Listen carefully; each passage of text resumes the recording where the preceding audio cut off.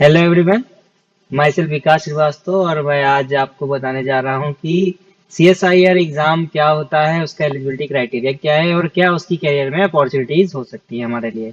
ठीक है, जिसको कंडक्ट कराती है नेशनल टेस्टिंग एजेंसी। ठीक, और ये होता किसके थ्रू है? CSIR के थ्रू। CSIR क्या है?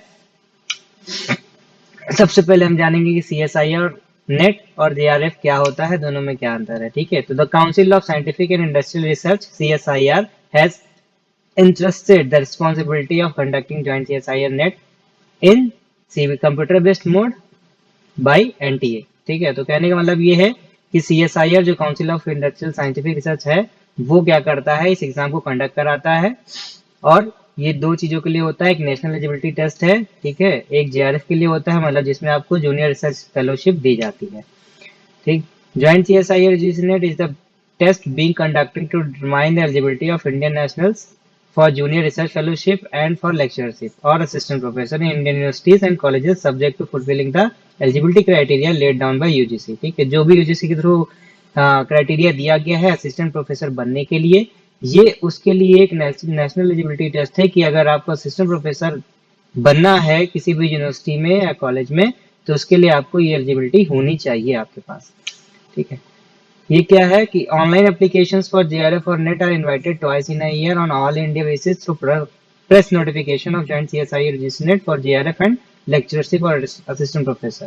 तो कहने का मतलब ये है कि ये साल में 2 बार कराया जाता है। ठीक है, जिसको कंडक्ट कराने का काम CSIR नेट करता है। और ये आपका जो है नोटिफिकेशन आपका आता है कि इसमें आपके पेपर्स की प्रेस के थ्रू आता है या ऑनलाइन नोटिफिकेशन आप CSIR की वेबसाइट पे देख सकते हैं। अब बात करेंगे एलिजिबिलिटी क्राइटेरिया की।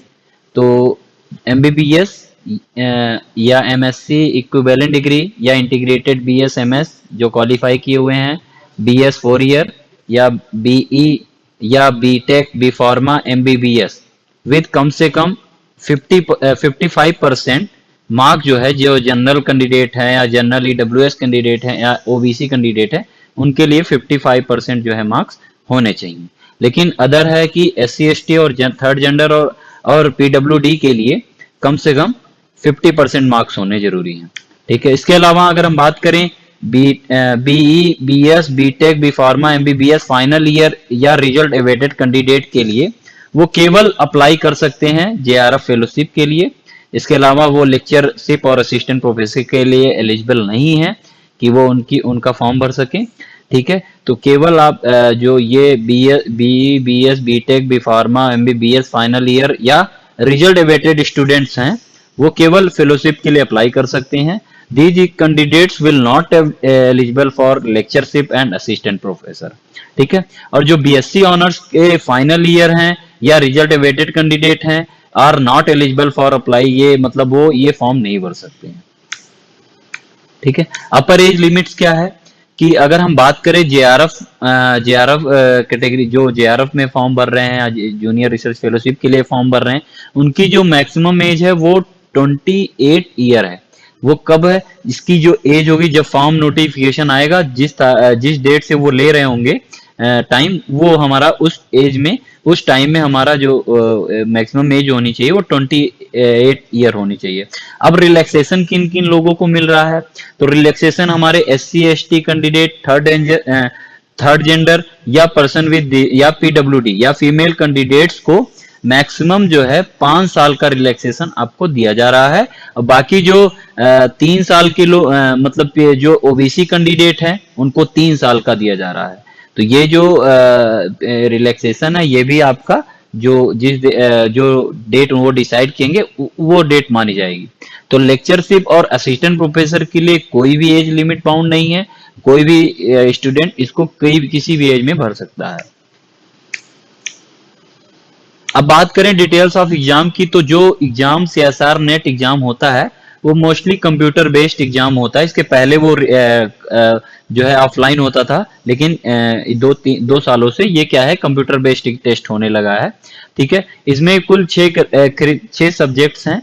तो इसमें से हम लोग का जो टॉपिक है वो मैथमेटिकल साइंसेज है, तो मैथमेटिकल साइंसेज के बारे में बता रहे हैं। लेकिन आपको अदर सब्जेक्ट के बारे में जानना है तो आप इनका प्रोसीजर या इनका बुकलेट आप देख सकते हैं, वहां से आप जान सकते हैं। हम मैथमेटिक्स साइंसेज के बारे में बताते हैं। तो मैथमेटिक्स साइंसेज में जो टोटल क्वेश्चन, इनके तीन पार्ट डिवाइड होते हैं। तो फर्स्ट पार्ट है part A, part B, part C. अब टोटल पार्ट ए में जो क्वेश्चंस होते हैं वो 20 क्वेश्चंस होते हैं, पार्ट बी में जो क्वेश्चंस होते हैं वो 40 क्वेश्चंस होते हैं, और पार्ट सी में जो क्वेश्चंस होते हैं वो 60 होते हैं। तो टोटल क्वेश्चंस का जो क्वेश्चन जो होते हैं वो हमारे 120 होते हैं। लेकिन आपको कितने अटेम्प्ट करने हैं पार्ट ए में, पार्ट बी में, पार्ट सी में, ये हम बात करते हैं। तो आप पार्ट ए से 20 में से केवल मैक्सिमम 15 क्वेश्चन आप कर सकते हैं। कितने क्वेश्चन? 15 क्वेश्चन आप मैक्सिमम कर सकते हैं। और पार्ट बी में 25 क्वेश्चन आप 40 में से कर सकते हैं मैक्सिमम, और पार्ट सी में 60 में से 20 क्वेश्चन आप कर सकते हैं। अब बात करेंगे कि इनके जो मार्किंग स्टेटमेंट है वो क्या है, कि पार्ट ए में कितने नंबर मिलते हैं, पार्ट बी में कितने नंबर हैं, और पार्ट सी में कितने नंबर है। तो मार्क जो हमारा पार्ट ए का ईच क्वेश्चन का मार्क है वो 2 नंबर का है, पार्ट बी का जो हर क्वेश्चन का मार्क है वो 3 नंबर का है, और पार्ट सी में 4.75 का है। तो टोटल अगर हम बात करें कि टोटल क्वेश्चंस कितने होते हैं 120, और टोटल आपको क्वेश्चन करने कितने होते हैं वो 60, और टोटल मार्क्स आपको कितने होते हैं वो मैक्सिमम मार्क 200। अब बात करेंगे निगेटिव मार्किंग की। तो पार्ट ए में आपको जो निगेटिव मार्किंग होती है वो 0.5 की होती है, पार्ट बी में 0.75 की होती है, और पार्ट सी में कोई नो निगेटिव मार्किंग होती है। अब बात करेंगे कि सीएसआर नेट कैरियर ऑप्शंस क्या है आफ्टर क्वालिफाइंग जेआरएफ। मींस कि अगर आप एग्जाम जेआरएफ का एग्जाम क्वालिफाई कर लेते हो तो आपको क्या क्या अपॉर्चुनिटी आपके लाइफ में आ सकती है वो मैं बताना चाह रहा हूँ। ठीक है, तो आप किसी भी रिप्यूटेड रिसर्च सेंटर पे आप कोई भी पोस्ट ग्रेजुएशन का जो आपका रिसर्च एरिया है, जो पोस्ट ग्रेजुएशन में आप सब्जेक्ट पढ़े हैं, उस पे आप क्या कर सकते हैं, रिसर्च कर सकते हैं। यू कैन इजिली सेलेक्ट, आप किसी भी यूनिवर्सिटी, किसी भी कैंपस, किसी भी यूनिवर्सिटी, किसी भी कैंपस, किसी भी इंस्टीट्यूट, रिप्यूटेड इंस्टीट्यूट में आप एडमिशन ले सकते हैं बाई जेआरएफ क्वालिफाई। ठीक है, तो बहुत आसानी से आपका एडमिशन हो सकता है। तीसरा है कि आप पीएचडी में एनरोल कर सकते हैं। ठीक है, कहां कहां पर? यूनिवर्सिटीज में, आईआईटीज में, आईजर में, आईएसआई में, एंड रिसर्च सेंटर्स में। जो रिसर्च सेंटर्स हैं मींस की सीएसआर की जो लैब होती हैं, एनपीएल की लैब्स जो होती हैं, इन सब जगहों पे आप जेआरएफ क्वालिफाई करने के बाद पीएचडी कोर्स में एडमिशन ले सकते हैं। उसके बाद क्या है कि आपको 5 साल तक, अगर आप जेआरएफ क्वालिफाई करते हैं और आपने एडमिशन ले लिया है, इनरोल कर लिया है पीएचडी में, तो आपको क्या है कि 5 साल तक सीएसआर आपको क्या है, सीएसआर या यूजीसी आपको 5 साल तक फेलोशिप देगी। अब फेलोशिप कितनी होगी? अगर फेलोशिप की बात करें तो फर्स्ट 2 ईयर जो फेलोशिप मिलेगी वो 31,000 प्लस एचआरए पर मंथ आपको मिलेगी। मींस कि अगर फर्स्ट ईयर और सेकेंड ईयर तक आपको 31,000 प्लस एचआरए पर मंथ आपको मिलेगा, और नेक्स्ट 3 साल आपको 35,000 में 35,000 प्लस एचआरए पर मंथ आपको मिलेगा। ठीक है, ये हर जगह, हर इंस्टीट्यूट में इसकी जो स्टाइपेंड है वो वेरी करती है on the base of institution. ठीक है, उसके बाद अगर आप अदर फैसिलिटी की बात करें तो फैसिलिटी में क्या आपको मिलेगा? कुछ ग्रांट्स आपको मिल सकते हैं, कुछ कंटिजेंसी मिल सकती है, जो आपको चीजें आपके पास उपलब्ध नहीं है, आप उन चीजों को कंटिजेंसी के माध्यम से उपलब्ध करके आप उसका भी बिल आप जो है सीएसआर को प्रोवाइड कर सकते हो। तो मैक्सिमम कंटिजेंसी आपको 20,000 मिलती है पर ईयर। ठीक है, तो और आपका जो बेनिफिट्स है मींस की जो एक्सपीरियंस है, डुअल बेनिफिट्स है after qualifying the exam, stipend like regular job and doctorate degree. Means की आपको 2 चीजों की फायदे हैं। आप एक तो दूसरा है कि आपको डॉक्टरेट डिग्री मिलेगी, और दूसरा एक जेआरएफ का एक आपको वो एक जो है स्टाइपेंड भी आपको रेगुलर जॉब की तरह मिलेगा।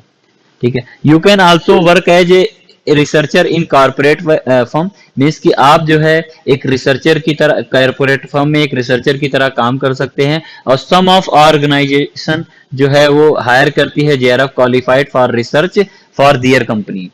तो मीन्स कि जो जेआरएफ क्वालिफाइड स्टूडेंट्स हैं वो किसी भी ऑर्गेनाइजेशन में, किसी भी ऑर्गेनाइजेशन से जो है वो किसी कंपनी में, कंपनी के लिए वो रिसर्च वर्क कर सकते हैं। ठीक है। अब हम बात करेंगे जो यूजीसी नेट या सीएसआर नेट क्वालिफाई किए हैं, मतलब केवल नेट जो असिस्टेंट प्रोफेसर की एलिजिबिलिटी है, वो अगर आप क्वालिफाई कर लेते हैं तो आपके लाइफ में क्या करियर अपॉर्चुनिटी मिल सकती है, उसके बारे में हम बात करेंगे। तो अगर आपको टीचिंग फील्ड, आपको बहुत अच्छा ऑप्शन मिलता है इसमें अगर आप ये क्वालिफाई करते हैं। अगर आपका ड्रीम है एक टीचर बनना, एक प्रोफेसर बनना, एक असिस्टेंट प्रोफेसर बनना, तो आप इसको क्वालिफाई किए हैं तो आपके लिए बेस्ट ऑप्शन होगा। दूसरा, आप किसी भी इंस्टीट्यूट में अगर आप क्वालिफाई करते हैं यूजीसी सीएसआर नेट, तो आप किसी भी इंस्टीट्यूट में, किसी भी यूनिवर्सिटीज में आप असिस्टेंट प्रोफेसर के लिए एलिजिबल हो सकते हैं। ठीक है। और ये है कि आप जो है इसके वैलिड स्कोर से, इसके स्कोर कार्ड से आप क्या है किसी भी अच्छे इंस्टीट्यूट में आप असिस्टेंट प्रोफेसर के वैकेंसी आप भर सकते हैं या रिक्रूट कर सकते हैं। ठीक है। इसकी जो मैक्सिमम आप मैथमेटिकली अगर आप ये चीज क्वालिफाई कर लेते हो, आप यूजीसी नेट एग्जाम क्वालिफाई कर लेते हो, तो आप मिनिमम 30,000 या मैक्सिमम 90,000 आपको पर मंथ जो है वो आपको सैलरी मिल सकती है, based on score, skill and colleges. You can also join a faculty at coaching institute to train the apprentice for the CSR UGC NET exam। अगर आप इसको क्वालिफाई कर लेते हो तो आपको कोई भी कोचिंग इंस्टीट्यूट में एज ए फैकल्टी आप ज्वाइन कर सकते हैं। इनके लिए जो एग्जाम CSR UGC नेट या गेट नेट सब सारी चीजों की प्रिपरेशन कर रहे हैं, आप उनको पढ़ाने का काम कर सकते हैं किसी कोचिंग के माध्यम से। ठीक है। इसके बाद अगर आप क्वालिफाई कर लेते तो आपके पास सेवरल ऑप्शंस हैं। पब्लिक सेक्टर अंडरटेकिंग जो संस्थाएं हैं वहां पर काम करने के लिए बहुत बेस्ट ऑप्शन है। अगर ये कहीं कहीं कोई इंस्टीट्यूट, कोई जो है कंपनी जो है वो नेट एग्जाम मांग लेती है और एक स्टूडेंट हमें चाहिए हमारी कंपनी में काम करने के लिए। ठीक है। तो आप किसी भी पीएसयू जैसे वहां के लिए आपका अपॉर्चुनिटी, जैसे ओएनजीसी, एनटीपीसी या एनीथिंग, कोई भी वेरियस जो गवर्नमेंट संस्थाएं, वहां पर आप इस एग्जाम को क्वालिफाई करने के बाद आप वहां पर ज्वाइन कर सकते हैं। ठीक है। इसके बाद आप किसी भी गवर्नमेंट ऑर्गेनाइजेशन में अप्लाई कर सकते हैं असिस्टेंट प्रोफेसर के लिए या किसी रिसर्च करने के लिए, आप अगर इसका स्कोर कार्ड आपके पास है तो। ठीक है। If company recruitment mainly in the field of HR, finance and marketing, you have to visit the official site to know the latest detail recording dates and selection procedure. For more details, अगर आप CSR net के बारे में और ज्यादा जानना चाहते हैं तो आप csrnet.nta.nic.in पे जाके आप इसके बारे में और भी चीजें जान सकते हैं। Thank you very much. Subscribe my YouTube channel my mathematics by Vikas Srivastava. धन्यवाद।